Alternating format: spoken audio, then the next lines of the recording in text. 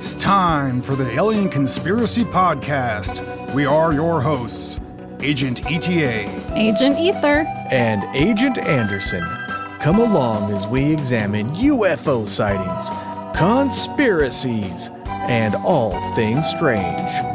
You can follow the show on Twitter at AlienConPod. We also have an email address, alienconpod@protonmail.com. We would love to hear from you.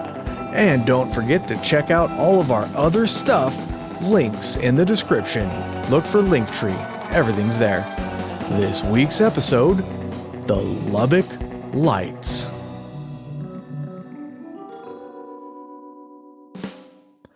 This is a good one, guys. I've been wanting to do this one for a while, but just haven't gotten around to it for whatever reason. I love these historical cases. Yeah, and this one, by the way, was voted on by our Patreon members who decided on this one and did not decide on whatever the other choice was. I forget what it was now, but... Was it the ice cat? No, it was not the Yule cat from Iceland. Somebody on Discord wanted us to do the Yule cat from Iceland, so I put that on one of the previous votes, and like nobody voted for it. I'm like, oh, I kind of wanted to do that one. All right. But anyways, yeah, so this is a real classic sighting, and unusually, most of these we don't have any photographic evidence for, but in this case, we actually have 5 photographs, some of which are pretty good. And easy to find. Yeah, they are. Yeah, super easy to find. Yeah. Was it shot on like a 38 millimeter camera, right? 35. Like one of those 35, Kodaks or something. It was Yeah, old yeah. school. Yeah, but it still takes good pictures though. And these pictures are pretty decent, I would have to say. You know, I mean, it's not like you can see great detail and stuff, but they are good pictures, and you can see like the formation, and we'll describe that later. But yeah, well, I'll just allude to some of the explanations. It doesn't line up with some of the explanations, you know, that like the Air Force came up with it and what have you. And, Not at all. You're like, what? Yeah. No. Okay. Yeah. Yeah, No. we'll get into that. We'll talk about the photographs and all that stuff in a little bit. But let's give some basics of the case. What are we talking about here that they have photographs of?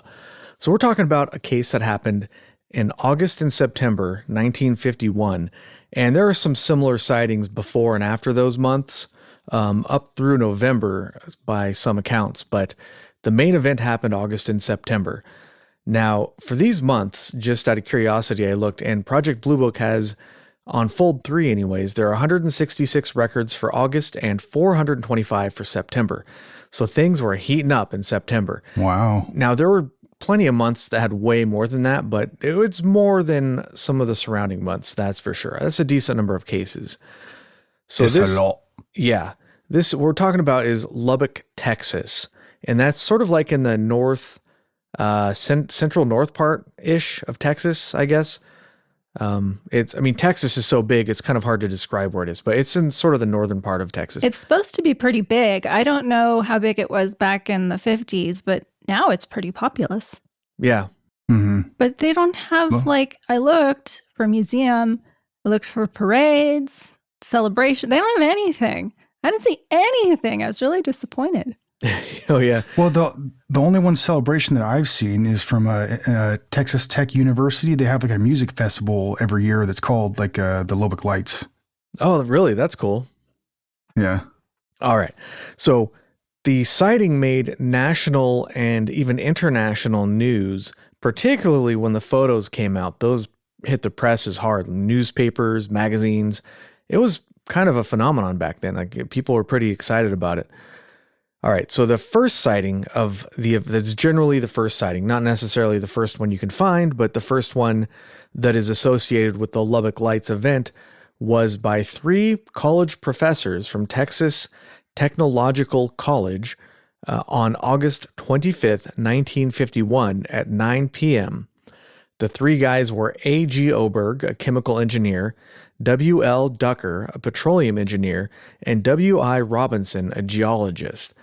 They were sitting in a backyard of one of their houses when they saw a formation of 20 to 30 lights as bright as stars but larger in size in a V formation or crescent shape fly overhead silently. They went horizon to horizon in a few seconds. So that's pretty crazy, right? They were moving. Yeah. They were moving fast, whatever it was. Right? They were cooking. The professors discussed certain possibilities after it went overhead, like maybe it was meteors or something. And we're talking about people who would have been familiar with meteors and how fast they moved. Meteors move very, very fast, like 250,000 miles an hour or something, when they're up in the higher atmosphere and they burn up. So these guys know what they're talking about. So if they're discussing that they're meteors, we're talking about objects that went very fast. Meteors also don't move in formations either. No, they don't. At least not that I've ever seen. As far as I know. Yeah. Well, and they leave streaks. They're not just dots, but yeah. But I mean, they didn't know what it was. They were just sort of like, all right, well, this could be anything. What is it? So as they were discussing the possibilities and they were still standing in the yard, another group of lights flew overhead.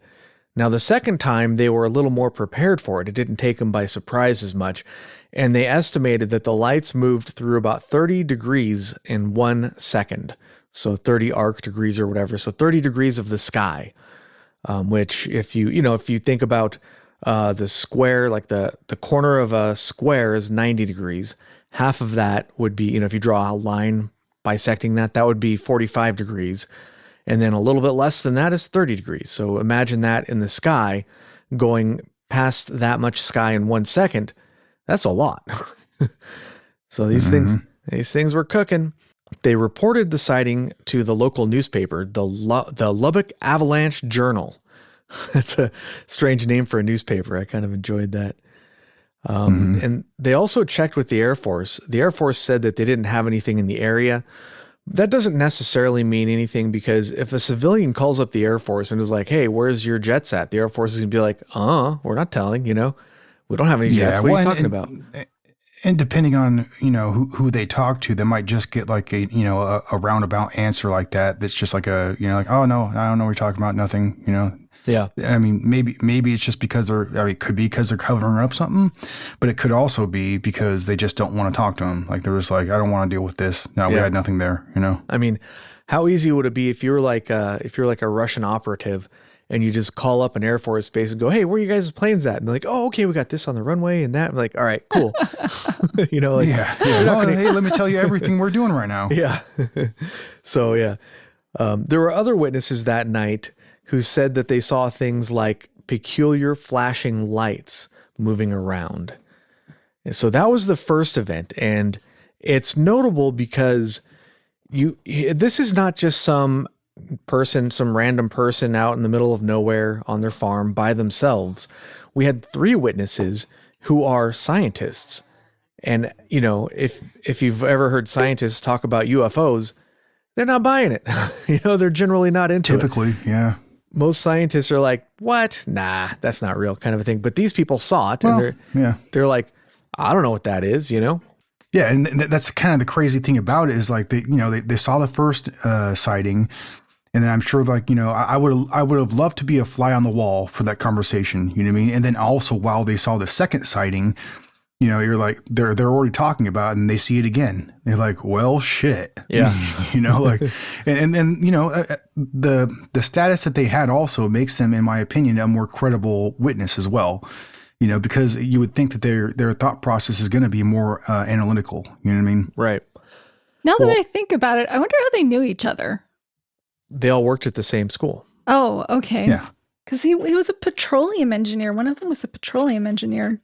Yeah, but he probably taught classes for petroleum engineering, Yeah, so you had a chemical engineer, a petroleum engineer, and then also a geologist, Yeah. So those are 3 potentially very different perspectives, but also people that are very knowledgeable as well. So, yeah, I mean, those are damn good freaking witnesses right there. All right, we're going to take a little break here. But yeah, particularly scientists too, they have like a reputation. It's a pretty small world for a lot of the academic sciences. They got to go to conferences and stuff. They have reputations. A lot of them, even if they saw something, they wouldn't want to go on record because you'd be ridiculed. You'd be treated like a crackpot and you might lose your professional reputation. Which and I actually kind of have an opinion about this. Like, I think the reason why they went on record in particular is because all 3 of them saw it at the same time. They couldn't, deny what they saw. All three of them Right. were like, what the hell was that? Kind of, like Yeah. we definitely saw that. Whatever that was, we saw it, Yeah, and they weren't speculating. They didn't say it was this or that. They just reported exactly what they saw, how they saw it, Yeah, yeah, and also I remember reading that they had an opinion that whatever it was that they did see, they had a little bit of a inclination that it's a flying craft of some sort. So they believed it was pretty high up in altitude because they couldn't hear any sound from it. So that's one of the reasons why they thought it was pretty high up in altitude, because if it was a flying craft, you should be able to hear something from it, especially how many objects they saw at the same time, and in the flying formation. Well, so I mean that's. I don't know if it was this particular one, but one of the sightings, maybe I'll get to it in a bit, but I thought it was this one, but there was like a cloud layer and the witnesses saw the objects go above the clouds, and the clouds, they looked up later, the cloud layer was like at 2,000 feet. So that gives us a good altitude.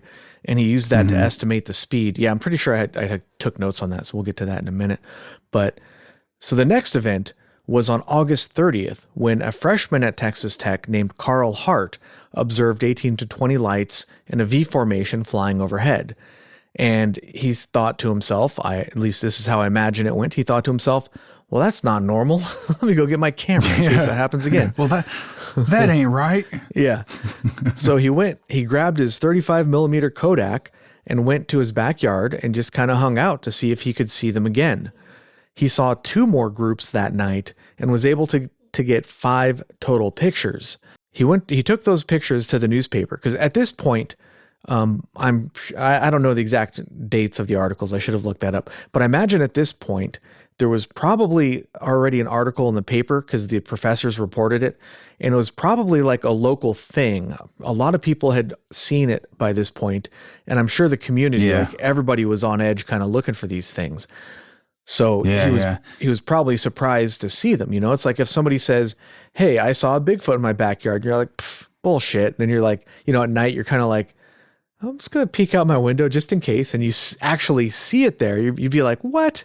That's crazy, man. So so he got his camera. And actually it's kind of funny too, because I read a quote from the editor Jay Harris of the Lubbock Avalanche Journal, and like when he had received these photos, he actually told him that like if these aren't real, I will quote unquote run him out of town. Yeah, because and like that kind of speaks to like how popular that was in that moment, that story, because they were like, when Hart gave him those photos, or he came forward with those photos, it had already been something that was very popular in the area at the time. That had just happened. Yeah. And so the guy was just like, these aren't real, damn it, run you out of town, because obviously they were eager to get like to some evidence. You know what I mean? Yeah.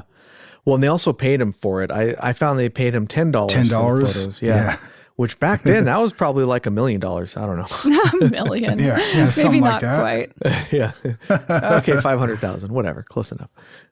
So the photos were actually eventually sent to Wright-Patterson Air Force Base.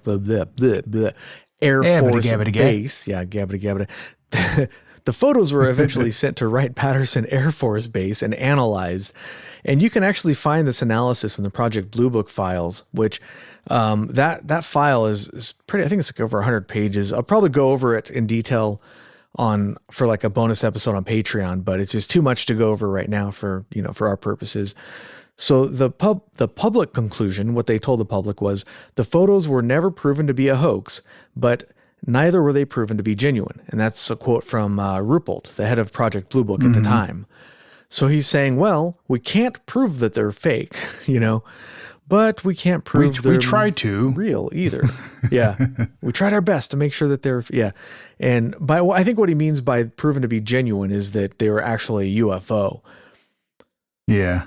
So and sometimes that's like one of those explanations that like the kind of explanation you're going to get from the government when you have like a photo or any kind of evidence, if they don't come out like and straightforward say it's fake, then to me that's kind of compelling, because like otherwise I think they would if it was like obviously fake. You know what I mean? Right.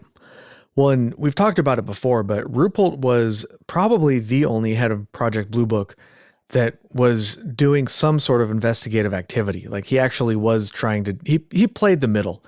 He never came out and said, yes, these are, flying saucers from another planet outside of our solar system. But on the other hand, he never really came out and said that this is all nonsense either, So no, didn't he write a book? Make up and believe. Didn't he write a book later on? Yes. After he quit? Yeah, he did. Yeah. Because I think I remember reading that he claims in his book it was a natural phenomenon, but he can't disclose what the explanation is because of confidentiality. I have that quote a little further down in my notes. But yeah, that book, the report on unidentified flying objects, guess what? I read it for this podcast. So if you want to hear the book in its entirety, I have different chapters. You can go back and check it out, including the chapter where he talks about the Lubbock Lights. So you get to hear the experience or investigation from his perspective. All right, so the next thing I have is on September 5th, the first 3 witnesses and a couple of other witnesses, like Richard Heinemann, a math professor, and another professor, Grayson Mead, they were in the front yard while the lights flew overhead again. They appeared to be the size of dinner plates and were greenish blue. They were slightly fluorescent and smaller than the full moon at the horizon. They saw about 12 to 15 lights. They reported that the lights were completely circular.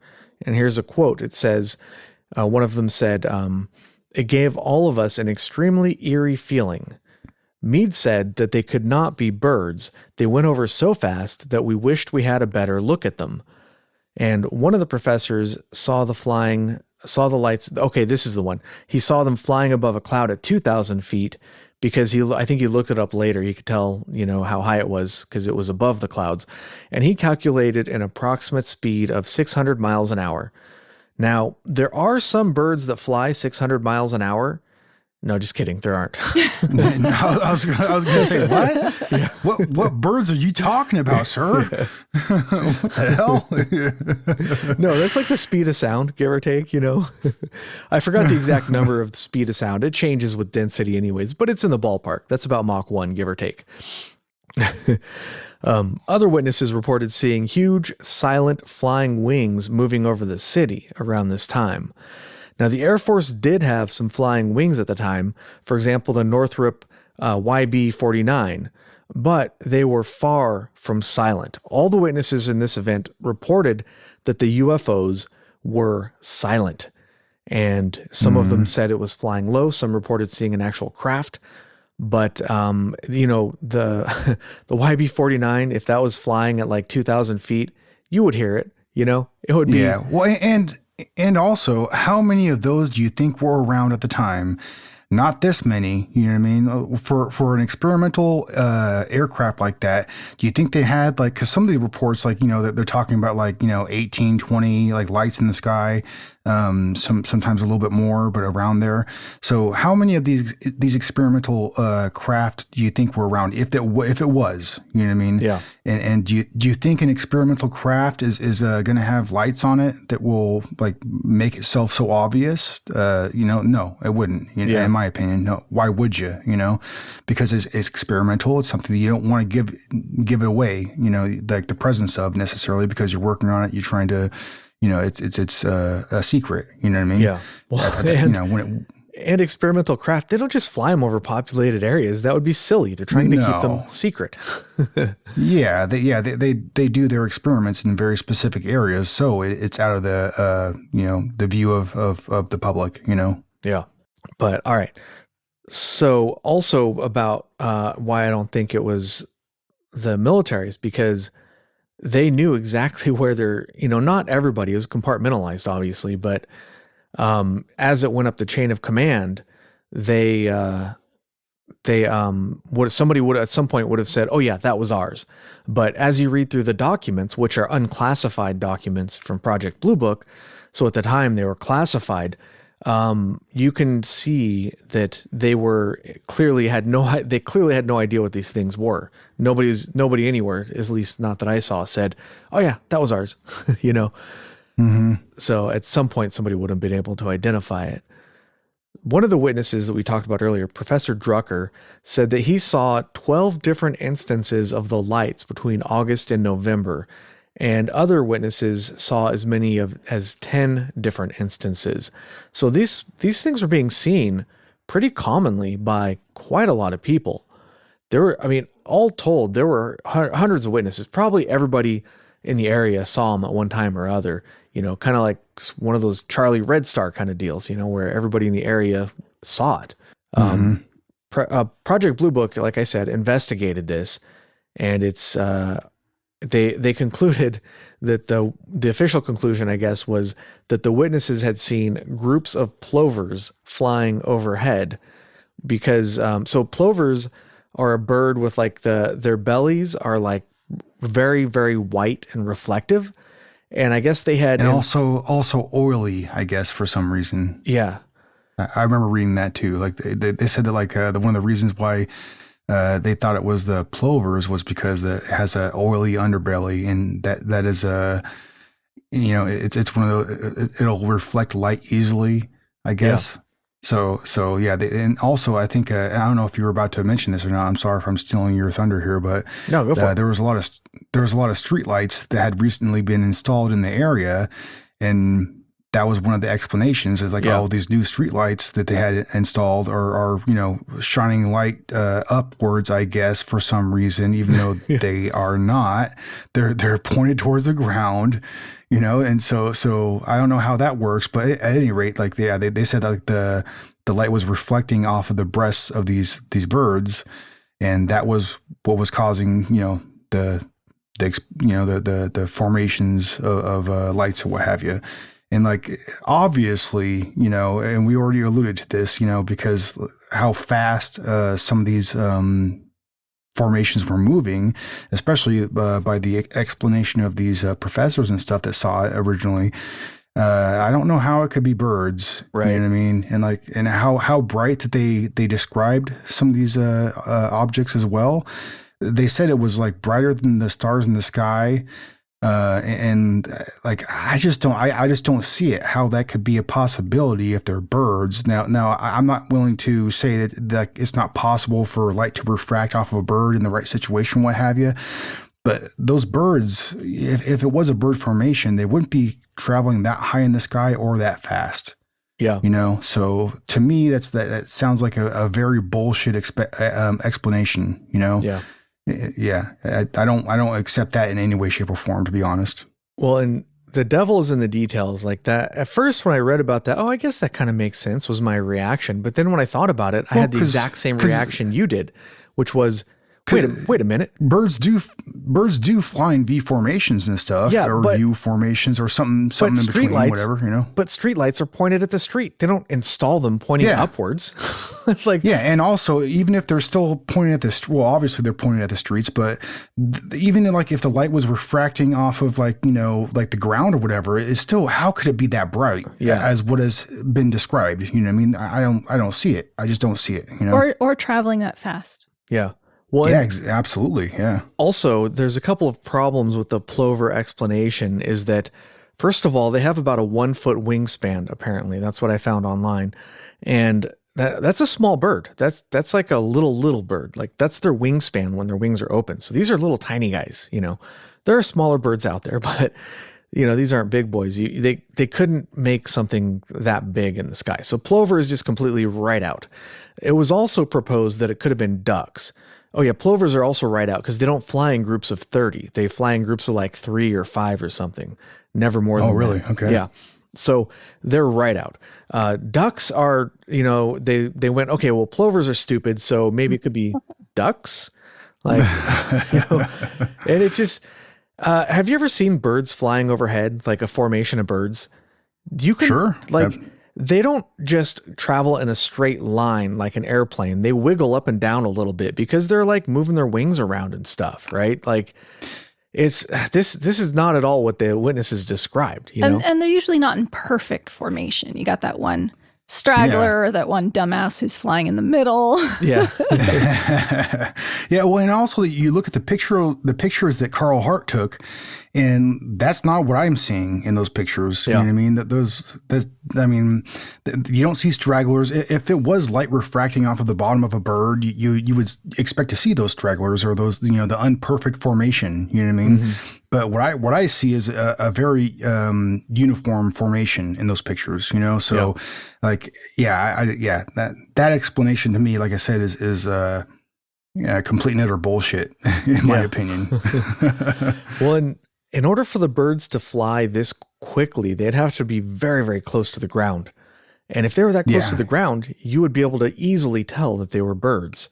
Plus, there was that very inconvenient witness who saw them flying above the clouds, which were at 2,000 feet. So we know that it's just, we can pretty much cross birds off the list, I think, for this one anyways. Yeah. J.C. Cross, the head of Texas Tech's biology department and a game warden, said that the birds could not be the solution. Remember our witness Meade, he said, "These objects were too large for any bird. I've had enough experience hunting, and I don't know of any bird that could go this fast we would not be able to hear. To have gone as fast as this to be birds, they would have to have been exceedingly low to disappear quite so quickly."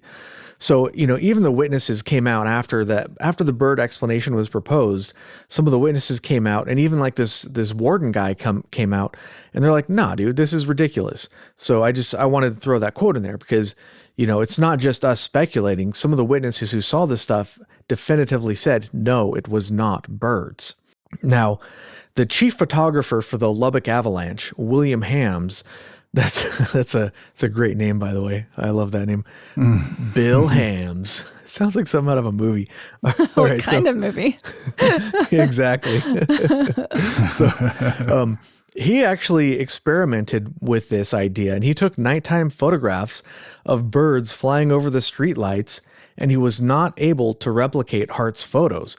Because, duh. But he went out and tried it. He said, okay, well, maybe let's see if we can make this look like that.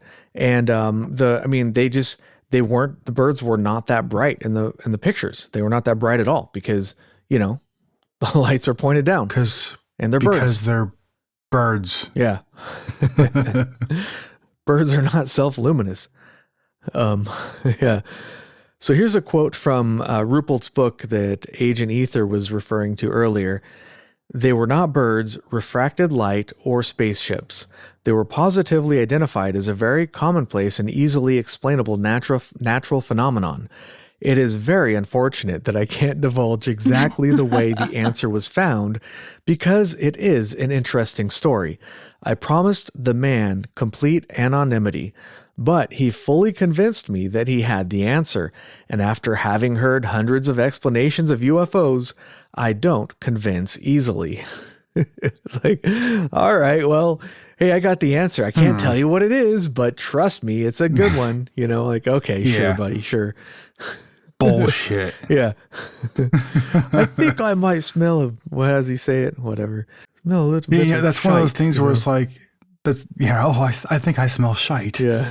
Oh, this definitely shite. Yeah, that's one of those things like if I have received that answer, I'd be like, okay, buddy, fuck you too. Right. Yeah. Saying nothing would be better than saying that. It's like, dude, you don't have to lie. Just say you can't tell me. I'll believe you if you say you can't tell me, Yeah. None of this nonsense. All right. So I posted the pictures. Let's talk about the photos in a little bit more detail. I posted those under the live show chat. No, under episode discussion, I think.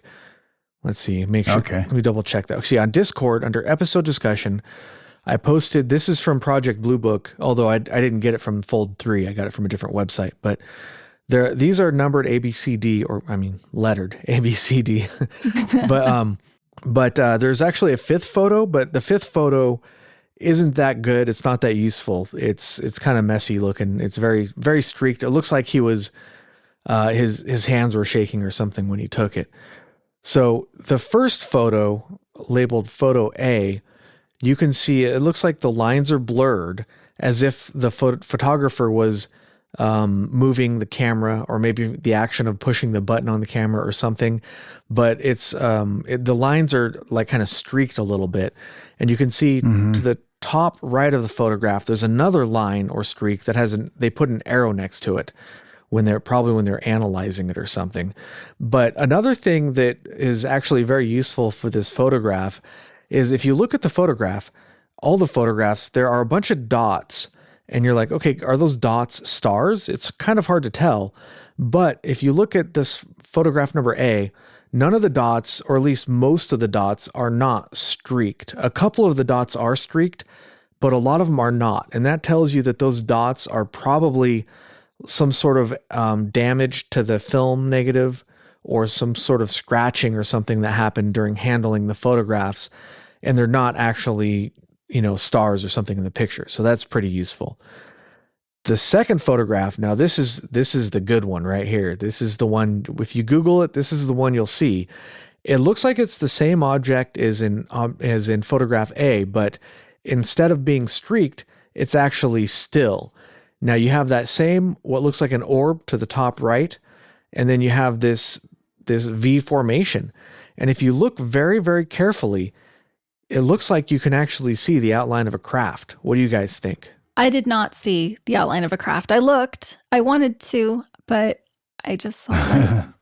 You don't see it? Yeah, I agree with Ether there. I mean, like, I see what you're talking about, but there's just not quite enough definition, you know what I mean, for me to have one opinion either way, you know what I mean? Yeah. If you change the contrast, if like you mess with the brightness and the contrast and that kind of stuff, it comes out a little bit more. I saw a forum post where people were modifying that kind of stuff. Maybe it's not. Maybe it's just an artifact of the picture or something. But I mean, to me, it kind of looks like there's something there. I don't know. But there's definitely something there. Oh yeah, something there. But I mean, it looks like you can see a solid craft there. Is what I meant. And some people claim that that's like the mothership. That's like the controlling ship that's guiding this formation. I heard. Could be. I don't know how true. I don't know how true that is, but kind of a cool theory. And then we have two more pictures. We have number letter C, which is unlike the other ones. Instead of like a double row, you just have a single row of lights. And this one is a little streaked again. And you also have to the top right, you have that extra little orb up there, and then you have one to the left as well. And then you have finally photograph D. You have another V formation with a double row of lights, and you have an orb again to the top right of it, although this one's a little closer to the formation and a little farther off to the right of the formation. So those are the four pictures, and I think they're really, really compelling photographs. Of course, in and of themselves, they don't really prove a whole lot because they don't show that much details, but they do show what the witnesses, I think this is an actual photograph of whatever it was that people were seeing, Yeah. There has been a few people that have done, pretty in-depth analysis of these photographs, and never has it been disproven. It seems like they're genuine photographs of what I don't exactly know. I lean towards it being most likely some kind of UFO activity, but that's my own opinion, Yeah. But I don't know what other explanation I could come up with for this, If these are real photographs and real photographs of something that he was seeing in the sky, and he took a photo of it, I don't know what the hell else it could be, because like whatever technology, at least that we know of, that like our government had at the time, or what have you, it's not stars. Because stars are, when you look up in the sky and you see like formations of stars, like they're more random than that, way more random than this, they don't come in groupings like this. You know what I mean? Like it's like, obviously like we talked about before, it's not birds. I completely, do not accept that explanation. No, but I just don't know what the hell it could be. Now, I know that some people will argue that, like, like I said before, it was government technology, right? Because like a lot of times you'll hear people say that there's this opinion that like the highest level of technology that the government has is on average like 50 to 100 years advanced, like from what we actually like know, anything we know about, right? And I don't know about that. I don't know if that's true. No, that's definitely not true. Yeah, I don't know about that, but I've heard that theory on a lot of these like type of stories. You know what I mean? I mean, if that was true, you would see it being used in warfare occasionally. Exactly. And you don't. And why wouldn't they, right? Yeah. I mean, if you think about it, like think about the Gulf War, which was, in the 90s, which was heavily televised. Like you got these idiot reporters going over there to a war zone. It's like, what are you doing over there? But I appreciate them putting themselves in danger, but it's like, hey, you got a family at home, man. What are you doing? Like, that's crazy. What's wrong with you guys? Maybe the story isn't that important. I think we can figure out what's happening. You'd have them like showing footage of, like when the stealth fighters or stealth bombers would go overhead. And then I guess they would blow up the radars ahead of time and they would start dropping the bombs or whatever. Like they would know that the planes were up there somewhere and they would light up the whole sky with anti-aircraft cannons basically, but they couldn't track them. They didn't know where they were. It was just, they were just shooting randomly. That's all they could do to defend themselves. So that, I mean, but that's the technology we had then. That was not 100 years ahead of, what we had. Oh no. Like we're not 100 years in advance of that. And what we have now is like probably way, way badder ass than a stealth bomber, probably. I would hope so. I'm guessing. But I mean, I guess if you're to say what available to what the public knows or something, maybe 10 years or 20 years, maybe, I don't know, but definitely not. Yeah. That sounds 100. That sounds a lot more reasonable to me. Yeah. And they usually, for whatever reason, they usually were like, okay, this is our secret stuff from like 10, 20 years ago. Haha. They're probably just doing that because if we do that, it psychs out the Russians or the Chinese or whoever, because they're like, oh shit, that's their old stuff. We got to get on it. Yeah.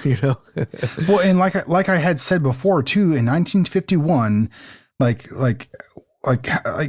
we had like a V-wing experimental aircraft, but how many of them were around? Not this many. And you can see in these pictures how many lights you're looking at, and I guarantee you, whatever V-shaped craft we had, we didn't have this many. Not all at the same time for sure. There was no reason to create that many V-shaped format aircraft if it's experimental, because you're only dealing with a couple craft because it's experimental. Yeah, there's no reason to create this many because it's not a proven craft yet. There's no reason why you'd create that many. And so some of the witnesses reported seeing these crafts going from horizon to horizon in 1 or 2 seconds, and then they would see another one in like a 2 or 3 second intervals. Like they'd see like 2 or 3 one after another, and it's just, I guess if they had like 2 or 3 top secret planes, it just doesn't make sense for it to be a top secret plane. Yeah, absolutely. And these descriptions just kind of, just think about that for a second. Like if you can imagine, you're sitting there at night, maybe chilling on the patio, having a barbecue with your friends or whatever. And you smoking a stogie. You see this group of lights go horizon to horizon in just a few seconds. And then a few seconds pass and then it happens again, That's crazy, man. That's I'm just trying to imagine it. It's unreal. Yeah, hell yeah. I mean, don't get me wrong. I would love to have that experience. I would love to see something like that. But if I did, there's no way I would think it was birds. Yeah. For example, I mean, like we had said already, like the speed in which they were moving. And also like this is one of those stories like we had talked about before. There's so many people that saw it and basically described the same thing. There's a couple little small differences that people had described, but it's pretty much the same thing that everybody described. And there's a lot of them. So like to me, like I said, I sometimes I try to be a skeptic, you know what I mean? But like with something like this, it's just like, I don't know what the hell else it could be. I just don't know, what if it's not UFOs, then I don't know what, Yeah. All right. So I think Agent Ether wants to talk a little bit about a Life magazine article. Is this true? But true. Before we do that, oh dear, it's time for more advertising. Are you going to advertise that new watch you got? No, I'll do that at the end of the show. It's awesome. Well, it's awesome. You can write. I can tell you. Come on. But yeah, I'll do that at the end of the show. All right. Right now, I'm advertising. I didn't know you were serious. Tea Republic, by the way, I just got my couple of shirts in the mail and some stickers and stuff, and I'm pretty happy with it. Yeah, it's badass. Oh shit! It's Agent Kruger. Wow! Hey, Agent Kruger. Oh boy! All right, we're gonna let's get him up and recording. Looks like he finally made it. We're just waiting for Ether to get back. She's going to talk about the Life magazine article. Now, Life magazine was a pretty big deal back in the day. I think it's pretty safe to say that, probably everybody read it. I don't know about everybody, but a ton of people read this thing. So what do you got for us, Agent Ether? Okay, let me get comfortable here. Okay, got your fuzzy blanket? From my return, I'm kind of chilly, yeah. So Life magazine had a special article, and I think it was the same edition they released that had like Marilyn Monroe on the cover, but she was on the cover more than once. Yeah, she was a big thing. Oh boy. Yeah. She's so pretty with her hair. I love her hair. Okay. So they did the special articles. Have we visitors from space? Love the title. Yeah. And it featured several incidents, each with a description, followed by an evaluation. Okay. And the lights, the Lockburn Lights were... Lubbock Lights. Lubbock Lights. Just thinking of the... Lockbourne Air Force Base. Lockbourne Air Force, yeah. The Lubbock Lights were one of those incidents. So that starts off saying that last week, the U.S. Air Force made known to Life magazine the following facts. Now, this would be in 1952 that this article came out. They said, as a result of continuing flying saucer reports, the Air Force maintains constant intelligence investigation and study of unidentified aerial objects. So basically, they're saying the Air Force let them know that they're actively monitoring for this type of phenomena. It said that they had a policy to find out what is responsible for observations that have been made. And so military aircraft are supposed to come in when they're alerted and attempt to intercept whatever it is that they're looking for. And they're going to be using radar and photographic equipment to actually obtain factual data. In addition, they're going to try and recover any remains of identified objects. So I thought this was kind of interesting. Remains. Because I wasn't aware that the Air Force released this kind of information to Life magazine. Like, they went and interviewed the Air Force? Like, how did that work? They released this statement, but just to Life magazine?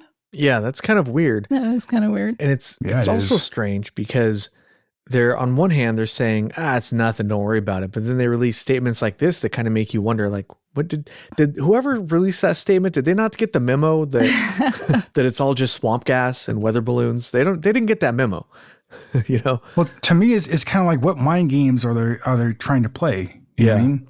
Then it goes on to say that there's trained personnel, scientists, private and commercial pilots, etc., who, work in the sky, and they're urged to make immediate reports to the Air Technical Intelligence Center at Wright-Patterson Air Force Base of any unidentified aerial objects they sight. So they're giving specific instructions in Life magazine for people who are in some way related, it says, to the sky, concerns of the sky, to report directly to the Air Technical Intelligence Center, to one specific place. Yeah, that's where Project Blue Book was out of. Right. Wright-Patterson, I think. But yeah, and at the time, I think there was a large concern about foreign adversaries. And I think that was probably the biggest concern, more so than space aliens. And that's probably why they asked for those reports, in my opinion, because they can't watch everything all the time. So if they have all these people who are reporting strange things, just think about how quickly technology was advancing at this time. So they were probably afraid that, maybe the Russians got their hands on some of the Nazi scientists who were able to develop something that we couldn't, like nuclear powered craft, for example. Then they go on to invite the public to also go ahead and report their sightings. They say that each sighting will get expert consideration and will be thoroughly investigated. But they also say the identity of people making those reports will be kept in confidence and no one will be ridiculed for making one. Unless they actually send somebody to investigate, in which case the investigator will not actually investigate the sighting, but will just do character references and try to make you look like a fool. I still thought it was interesting that the Air Force is through Life magazine encouraging people to go ahead and report. And they know it's going to be a problem because people are being ridiculed. And so they're trying to circumnavigate it in some ways. Yeah. Because they do come out of the woodwork. Do let us know what's going on. That is weird. I don't recall ever seeing a statement quite like that before from the military. Yeah. And finally, there's no reason as yet to believe that any of the aerial phenomena commonly described as flying saucers are caused by a foreign power or constitute a clear and present danger to the United States or its citizens. So that's the last statement from the U.S. Air Force to Life magazine. That's okay. Cool. Nice. Yeah. So that was kind of interesting. It's interesting that you mentioned ridicule, whatever. I'm whatever. But Carl Hart had actually after he had taken those photos and then released it to the Lubbock Avalanche Journal. Supposedly he had, or supposedly whatever. Sorry for that. He had been grilled by a couple different government individuals and people by the Air Force as well. After he had taken those photos, and they're basically like I saw an interview that was made later on in his life. I don't know what age he was. I think it was in 1991 or something like that, or something like that. As one of those interviews I watched, while researching this, so. But he said like they grilled him pretty hard, and like he said it was a very uncomfortable situation basically because all he had done was taking some photos. That's it. But then he got grilled like I don't know exactly in what way because he didn't really describe it in that detail. But it's kind of it's kind of weird that like the guy only took some photos, and then he got scrutinized by a lot of people, and he even like mentioned that like a lot of people that he had come into contact, like just in like, regular, like, in the public and stuff, had basically either like treated him like he was a kook or crazy or something like that, or treated him like these photos were, made up basically, you know what I mean? It was a hoax. And he basically, I mean, he just had the opinion that like, or the outlook that like, he was like, well, I took the photos. I don't know exactly what I took the photos of. I believe that they're aliens, is what I got from that interview. But like, he definitely had some, he was not appreciative of the response that he had been given. You know what I mean? Yeah. Agent Ether, I see you have more papers over there. I do have more. All right. I have more. It's not just that. So the article is actually an investigation by Life magazine itself. So they look at 10 cases, and 3 of them were actually cases that they discovered themselves that hadn't been reported on before in the course of their investigation. Really? Yeah. Now, I'm not going to go into detail because they're pretty much basic sightings. But they start with the Kenneth Arnold sighting. The big one is where they start. And they go over the incident in, some detail, a couple paragraphs, give their conclusion, etc. And then they have, of course, the Lubbock Lights as one of their incidences. And they describe the professors in the back of their home, looking up into the sky, seeing these shapes, and then a few moments later seeing another one of these shapes.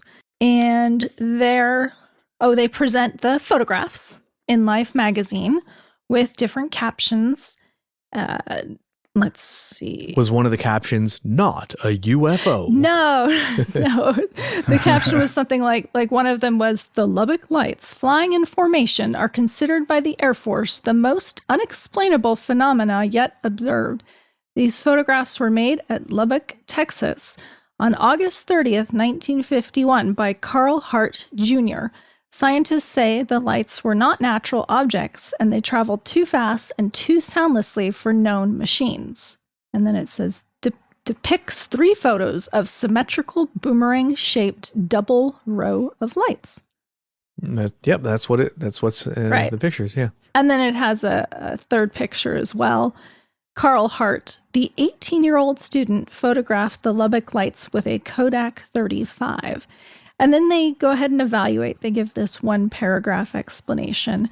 And they say the observations surrounding that incident were too numerous and too similar to one another to be doubted. And the Air Force found nothing fraudulent about Hart's pictures. The Life magazine concludes they're much too bright to be reflections. And the original professors could form no precise estimate of their speed, but if the lights were traveling at an altitude of 5,000 feet, they must have been traveling at 1,800 miles per hour. Wow. This is the estimate from Life magazine. The Wow. professors, along with other scientists, agreed that in order to explain the silence of the objects, it must be assumed that they were 50,000 feet of the air, in which case they were not going 1,800, but 18,000 miles per hour. So I don't know about that deductive reasoning there, but Yeah. Well, if they were at 50,000 feet, they must have been each light would have been the size of a football field or something like that. They would have been Right. in order to be the size of like a dinner plate, as one witness described them. I think that's just a It's- little bit it's of huge. sensationalization right Yeah. there. You know? Got to get them clicks. Yeah. But what I found interesting was that kind of like a letter to the editor sort of thing. When this article was published, they had people write in about it. And one of the letters they received was, in fact, from Robinson, Oberg, Ducker, and George of Lubbock, Texas. And they say that as observers of the lights, we wanted to point out that the photographs are different from the objects we saw. Interesting. Yeah, they say it's not the same objects. They say all but 3 of the groups we cited had no geometric form. Those 3 were smooth arcs, not V-shaped like in the photographs. Those 3 could not be conclusively determined to be composed of individual lights, but certainly they were not made up of 2 distinct rows of alternately spaced lights. None of our sightings was bright enough nor in view long enough to be photographed. Interesting. Even if the lights we saw had been particularly rich in non-visible ultraviolet light, they could not have been photographed without special equipment. And finally, they say all of our sightings were close to the same speed of 30 degrees per second, at which speed it would be impossible to follow them with the camera accurately enough to obtain an unblurred image. Wow. So they're coming forward, and I don't think they're saying the photographs are necessarily fake. I think they're saying this isn't what we saw. Interesting. And that, yeah, if they were moving that fast, it would be difficult to get, I think I found somewhere, I forget where, the actual shutter speed that he used to take those photos. I don't remember what that is, and I don't know what any of that stuff is anyway, so it wouldn't mean anything to me. But yeah. Well, you can use information like the shutter speed to, get certain data about the photograph, but that's a little bit above my pay grade. Yeah, so I thought that was interesting, and Yeah, that's really cool. I loved reading the original Life article, which I found online, and I also found a lot of newspaper clippings as well that basically describe the incidents as Agent Anderson was telling us about, so it'd be redundant to go over them. But, everything that he's saying is backed up, in fact, by different clippings, by Project Blue Book, by classified the documents that have since become unclassified, and of course by the photographs themselves. There's a lot of evidence that something definitely happened around this time. Yeah, it was definitely something. So speaking of something, is that all you had for the Life magazine article, Agent Ether? Yeah. Okay, cool. I actually went through the Blue Book files looking for other sightings that were similar, because quite often when you have, a sighting like this, you might see a very similar sighting in, let's say, California or something. And if there's like a flap of sightings, UFO flap, then it's pretty typical to see that, all over the country, even the world. You'll see sightings that are similar. So in the files, there was a whole bunch of sightings of like oval-shaped crafts, like saucer-shaped crafts and stuff. But we'll skip over those. I'll go over a couple of, let's see, what time is it? Oh, right about an hour. Okay. So I'll go over a couple of these sightings. Now, first of all, one of them that I've seen mentioned along with the Lubbock Lights was something in Matador, Texas on the 31st of August. Now, even though the object didn't look like what we are describing in the Lubbock Lights, it was, a similar area, similar time. So maybe some people think it's somehow associated. So here's what a witness said about, I think this is actually the summary. Object like a yellow pear-shaped tomato, aluminum or silver in color that reflected the sunlight readily, had a door, window, or something similar located where the object began to taper toward the smaller end. Moved throughout the air with small end forward. No noise, exhaust, or wind of visible means of propulsion were observed. Object estimated 40 feet long and 16 feet in diameter. Object was drifting slowly in easterly direction about 150 feet above the ground. It began rapid ascent and moved away to the east in a circular direction in a matter of seconds. But maybe it is related. If this big giant boomerang thing is the mothership, then maybe it's sending out probes. Who knows? And if you look at the photographs, there's like that boomerang shape, but there is like an orb off to the side in all of the pictures. So who knows? Could be something, could be anything. But that's still kind of an interesting case. And that file is many pages. It's just, I didn't want to go into all of it right now because it's just too much for one episode, I guess. So there's another sighting on the August 25th, Albuquerque, New Mexico. And this one is marked unknown, unidentified at 2158. A Sandia base security guard and his wife saw a flying wing-type aircraft similar to a B-49 pass over the backyard of their trailer home. He described the wingspan as being 1.5 times a B-36, which he was familiar with. And a B-36 is the largest wingspan of any combat aircraft ever built, about 230-foot wingspan. So if it was 1.5 times that, then it would be 345 feet across, which is more than a football field. Football field's like 300 feet, right? So it's huge. That's huge.